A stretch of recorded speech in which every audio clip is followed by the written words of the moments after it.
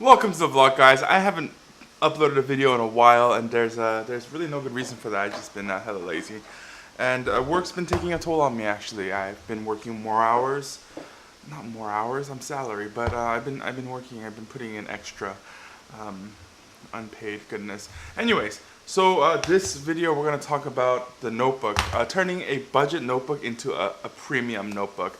And once again, like all my other videos, I'm gonna narrate through some of this thing, and hopefully it'll come out pretty good. It's just a static electricity. It's us moving to the sound. Your lips are all I need.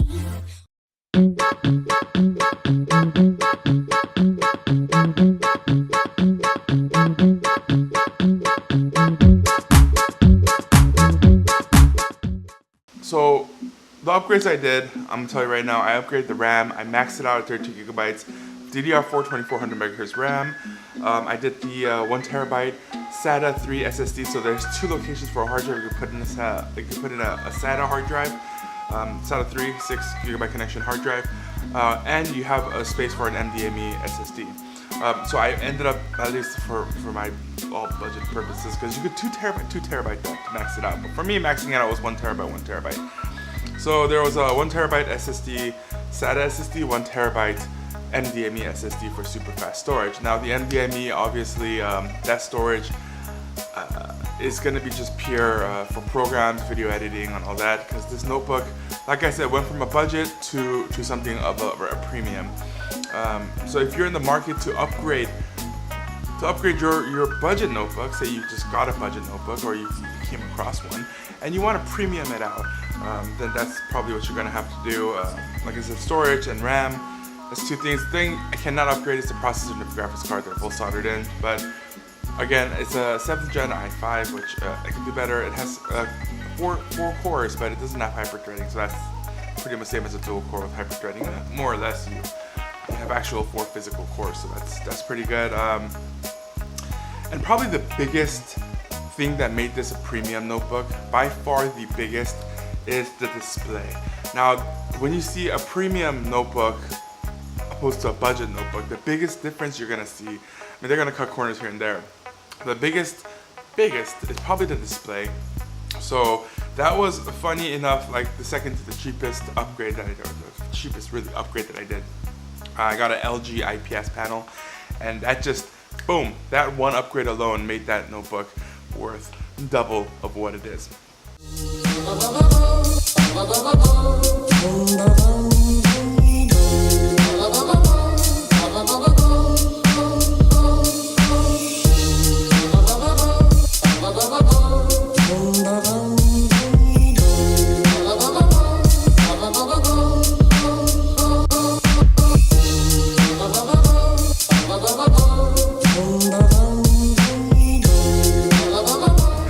Priority,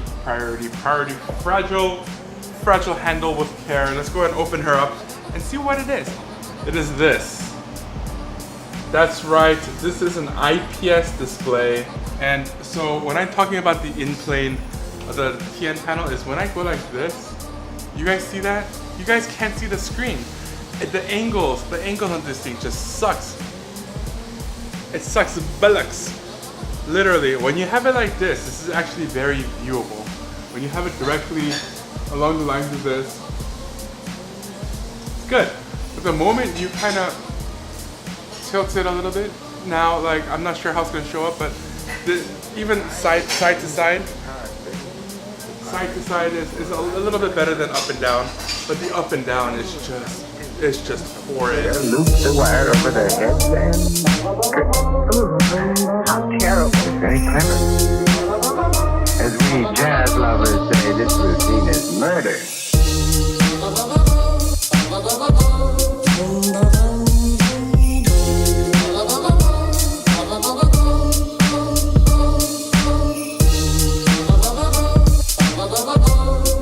I'm gonna tell you this right now, this thing strains the eyes a lot less. Hands down. The color, look at the colors. It looks so good. Yeah, this strains the eyes a lot less though.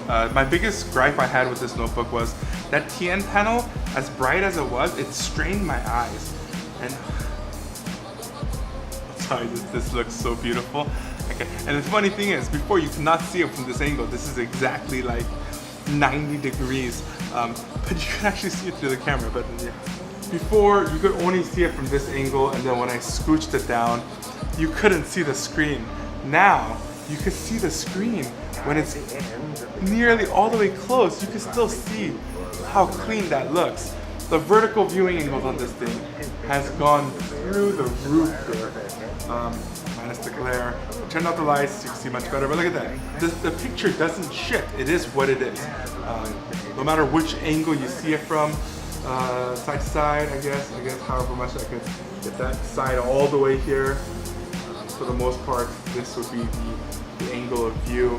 This, see this? It doesn't change. This screen is freaking amazing, and it looks so beautiful. All right, so the last piece of the puzzle came in. It just literally feels like an empty box. This is not really the last piece. This is the second to last piece. That's why I have this.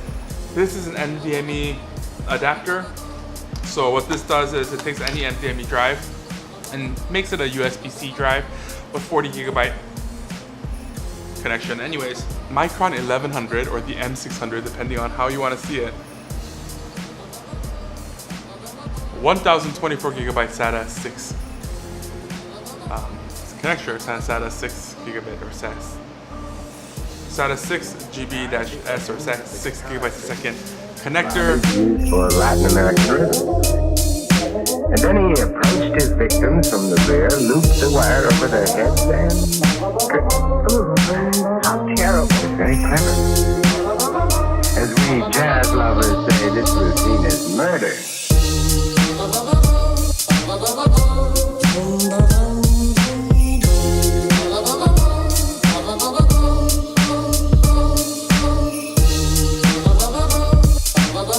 Now, the upgrades weren't cheap, so in this day and age, you should not do what I do. You should not get a budget computer and try to make it a premium computer. I'm gonna say this straight off the bat, it's not gonna be worth it. Alright guys, so you guys saw the video of increments of me upgrading. I did not put the 1 terabyte video in there, but it's just the rest assured it will be in there. And so let's go ahead and go through like a price list, right? We got the base price of the notebook, which is going to be like $900, right?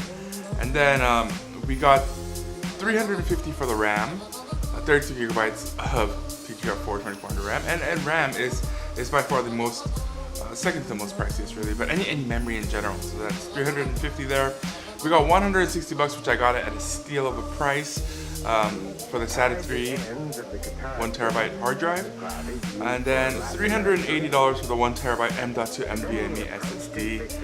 That is still pricey. That's crazy. That's the most expensive, probably the most useless upgrade you can get away with the 6.